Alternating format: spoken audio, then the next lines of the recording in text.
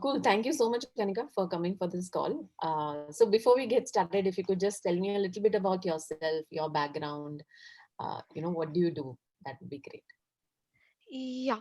So I'm Kanika, and I have done my BTech from NIT Jaipur, Mm, and I have been working for Siemens for last 4.5 months. So I started my journey as a site installation, testing, commissioning engineer, mm, and then I became a product manager for a product for Indian Railways. mm, And yeah, so I for past 2 years I have been doing product management in Siemens Mobility. And so basically Siemens Mobility deals with transportation solutions for urban, semi-urban regions, mm. and mainly the customers are Indian Railways and metros. So uh, yeah, that's about So, my background. okay.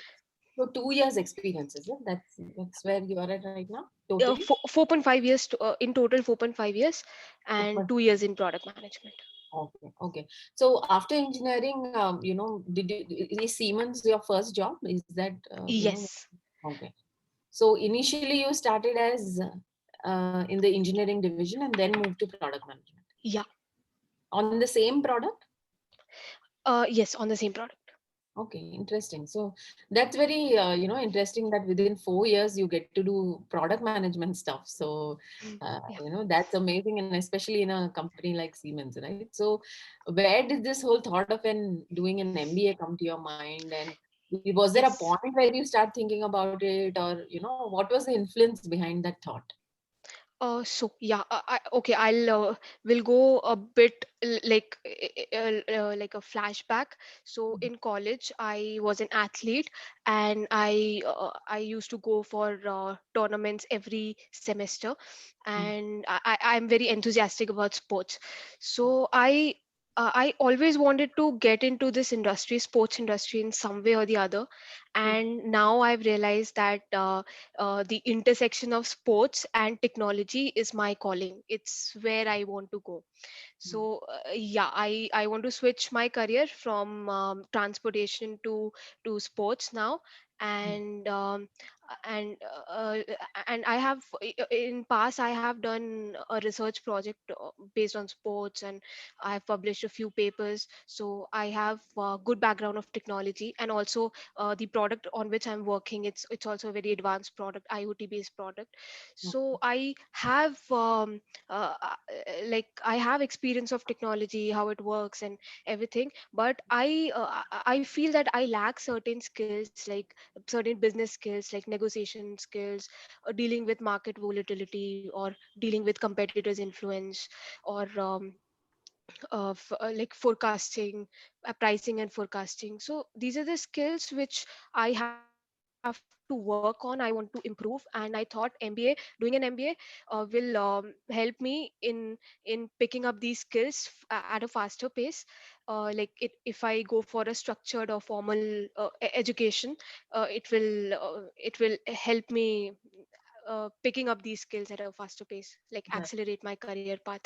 And also doing an MBA will give me access to alumni who are already doing great in this field. So when I was doing my research, I found out that ISB ISB is the best place to do MBA, because I have experience. And there are a lot of alumni from ISB who are working in CureFit or Nike or Adidas. So yeah, Okay, that's interesting. why. What is interesting about your story is you're very clear about what you wanted to do, and you kind of found that combination of sports and technology, and you are very clear that that is exactly what you want to pursue. So Yeah. even now that you are working with one of the top technology companies, and are you still pursuing sports or anything in parallel, or how have you been in sync with the sports aspect of it in the last 4 years? Yeah. So so first of all, in college I won 21 medals for my college. Wow. And after that, Yeah. And after that, I have been doing practicing running. I am preparing for a marathon, although I'm doing it for a long time, but due to injuries I'm not able to run a half marathon. I always get injured and this is what I want to solve for the masses. This is a problem which every athlete faces, that Mm. injuries and recovering from injuries, it's very difficult. So I have learned kickboxing for like 1 year. Then I'm doing gymming now. I've joined gym after this lockdown and everything.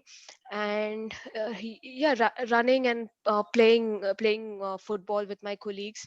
This has been what I've been doing in last 4 years. And I also like during COVID, I launched a campaign, a fitness campaign. I was a fitness driver in my office. We were like 100 colleagues training together in morning half an hour session. So Wow. That's yeah, interesting. I'm trying to create awareness around me, how fitness can positively impact your life, and things like that. Absolutely. Awesome. Awesome.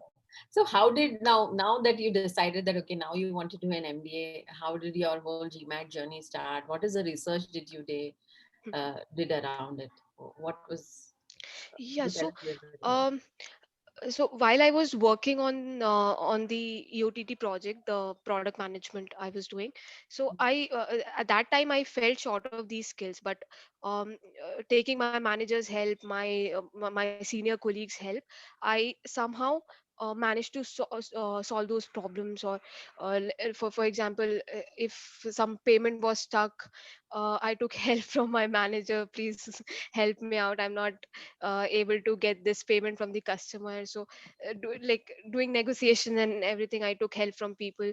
But I felt that I should learn these skills. And at that time I decided to give my GMAT, because I wanted to do my MBA either from ISP or from USP schools.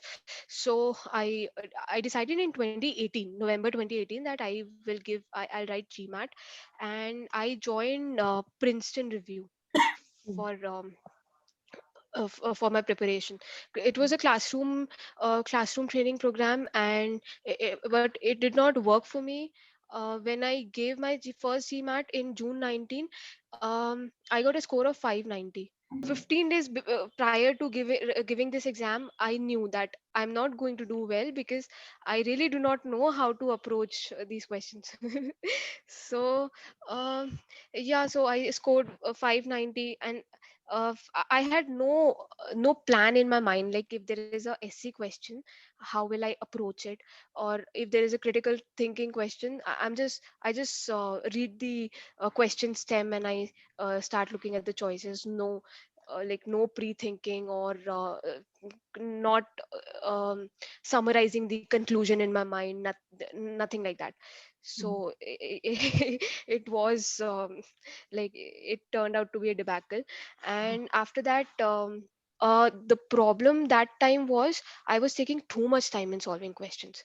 mm, uh, like in critical thinking, I felt that I was doing too much of pre-thinking. Like after joining Crackverbal, I realized that Madhuri was my mentor, Madhuri Verma. mm, And when she analyzed my thought process, she said that you are taking too much time. uh, like you do not have to think so much. mm, It's just you have to summarize the conclusion. And she like it was a magical way to summarize the conclusion, the way she taught. mm, And after that, I became good at critical thinking also, when I implemented Madhuri's technique. mm, So and RC was always a weak point for me. No matter how many questions I solved, I never improved on RC till my second attempt. So I gave my second attempt after learning these modules from EGMAT in when did I give? August, in August 20. mm, So I scored a 650 in mm, that. And quant, because I'm from engineering background. I've always been good at quant, so it was not an issue. I was always getting Q49, Q50, but yeah, verbal was my weak point. And I scored 650. I had improved on SC, but CR, as I've told, that CR, I was taking too much time.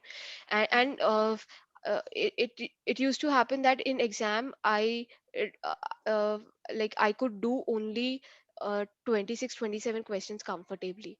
Like Hmm. I was missing out 10 questions, straight Hmm. 10 questions. The timing was definitely an issue at that point. Yes. Yeah. So then I came in contact with Likesh once. I was exploring a website of Crackverbal, and Likesh contacted me after that.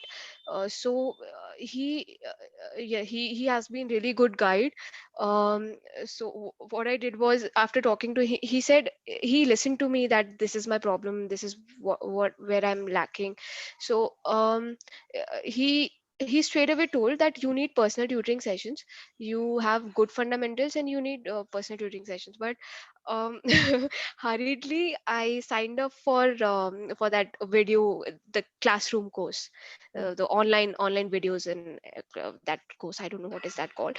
So I Hmm. signed up for that, and then uh, he intervened that you don't need this. You already have good fundamentals because you have scored 650. Hmm. And he then guy so it's good that I listened to him, because that's really personal tutoring was what I really needed, Hmm. because I needed someone to point out that you are not doing it right. Definitely. So yes. And I started with the 8 sessions of personal tutoring. And Madhuri has been a really good mentor. She has been excellent. She's very understanding and patient. This year was very eventful for me. Me and my family members got COVID, and in October end, I and my family members, we were diagnosed with COVID. And everything turned upside down, because there was so much of chaos. And then when I recovered from COVID, I had to go to site for the first product commissioning. And it was also very important, because that was our first launch. Hmm. So I went to a remote place in Angul. And Madhuri, she used to, like, when she used to text me, it used to act as a reminder that I need to study. And I did not study like for 1.5 months Hmm. in October, November. And so I had taken a GMAT date, and I was postponing it. I postponed it like 4 times, 4 or 5 times. Hmm. So she really inspired me and guided me. How can I kickstart my preparation again? And she gave me time that you take this. She gave me deadline that you take this much time. You study this, and then we'll connect again. So yeah, she did not. It's I'm very grateful that she did not rush, just for the sake of completing the course. But she gave me time to study. And when I told her that I haven't studied for 1.5 months, she told me straight away that no, you need to take time and study, and then we will connect. Hmm. So yeah, we I think she gave me 2 months in all this time. And uh, and and that kept me going, because she used to check on me weekly, that how are you doing, how are your studies going on. So that kept me going. That it's like you're running a marathon, and someone is telling, no, no, no, you cannot stop, you need to run. So it was like that. And yeah. And then I had to submit my application. ISB deadline was for round 2 was 10 Jan, and I Hmm. gave my GMAT on 5th Jan. So got my score 2 days after giving the exam on 7th. So yeah, I got a 710 Q50, and in verbal 36. Wow. So Okay. Okay. So yeah, Yeah. so then you went and did the application. Yes, and then I submitted my application. Okay, okay. So what was the interview process? I think you took help for the interview aspect also, right? So Yeah. tell us a little bit more about that, and why did you think that Crackable could help on the interview process? Uh, yeah. First of all, it's good that Madhuri was also from ISP, so I got some feedback from her. I got some valuable advice from her, and then I when I got the interview call, I signed up. So yeah, first let me tell you this thing. So my cousin also did his GMAT preparation and application and interview preparation from Crackverbal. His name is Saurabh Gupta. Okay. Uh, from 2015 batch, Mm, ISP 2015 batch. So he told me that, see, the thing is, you are very occupied with your job and you won't be able to manage without taking experts help. And if you take experts help, it will keep you on track, and you won't deviate. mm, So that is why I took Crackverbal course. And also, yeah, so I again got back to, when I got the interview call from ISB, I got back to Likesh that I've got this call and what to do next. So he told me that this is the right time you have contacted me. It was 1 week prior to the interview. So he straight away connected me to the team, and Madhuri, sorry, Sanidhi Jhala. Sanidhi mm, Jhala was my a mentor for interview preparation, mock interviews. So, and she is also from ISB. So she and plus she had previously interviewed like in for ISB. She was in mm. one of the panelists in ISB interview. So that helped. Her experience helped. And uh, I yeah, it was like, I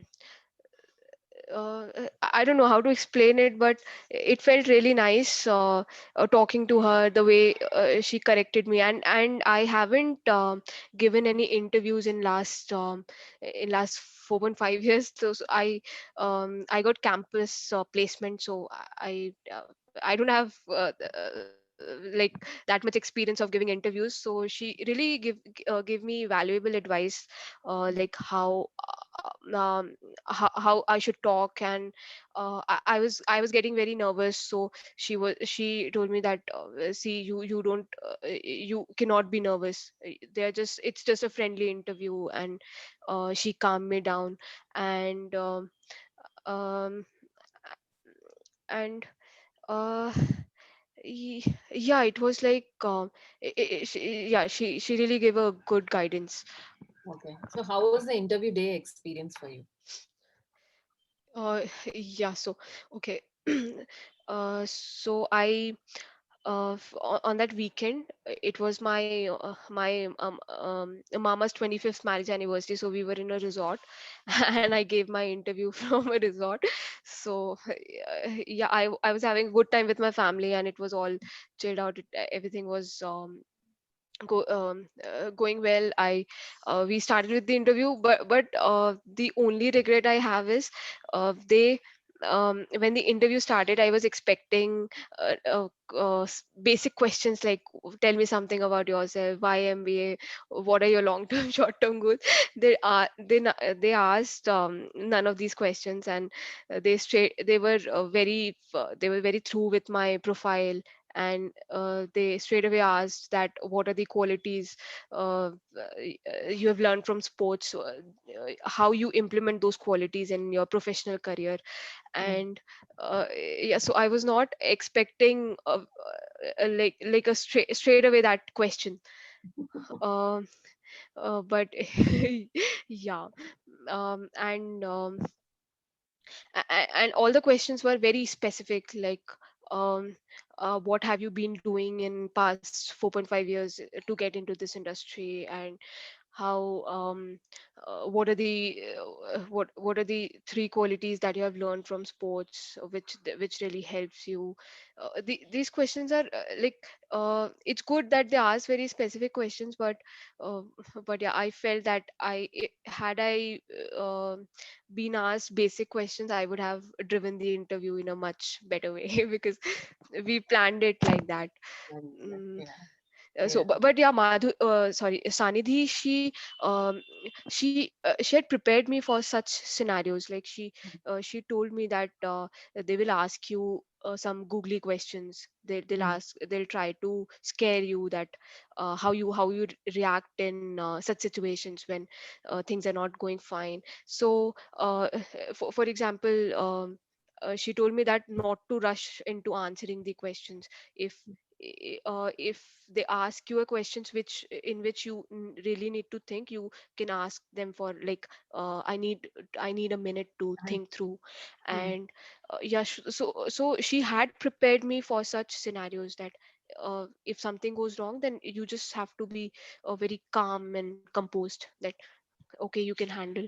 And the most the most important tip she gave was, my internet connection screwed at that time, at the time of when I was about to join. So she said, In case your internet connection gets screwed, you don't have to panic, because it's not it's a quality of a good manager, a good leader, that like he or she doesn't get uh, Uh-huh. turned off with such things. Yes. So even if something goes bad, you can just say that my internet connection is not good today, or yeah. So that Awesome. helped, and that really happened. And I would have panicked. So because it was a big thing for me. But yeah, I had that thing in mind, that no matter what happens, I need not panic. Right. That's Yeah. awesome. So you are now waiting for the results? Like, what is the situation right now? So I got to know from Crackverbal team that for round two, for the first batch, the results are expected by mid March. Mhm. And yeah, they ISB will be rolling out admissions on like rolling basis. Mhm. So admits on rolling basis. So mid March. All right, cool. Thank you so much, Kanika. This was extremely fun and informative to know about your journey. I learned a lot, about thought process that students face, when they go through this whole process, right? So the confusions, and especially with people like you who are working in very important roles, managing GMAT preparation along with work, being a rock star at work at the same time, trying to do your best on GMAT is extremely commendable. So that's completely awesome. And congratulations home. Hope to hear some great news from ISB, so let's hope for the best.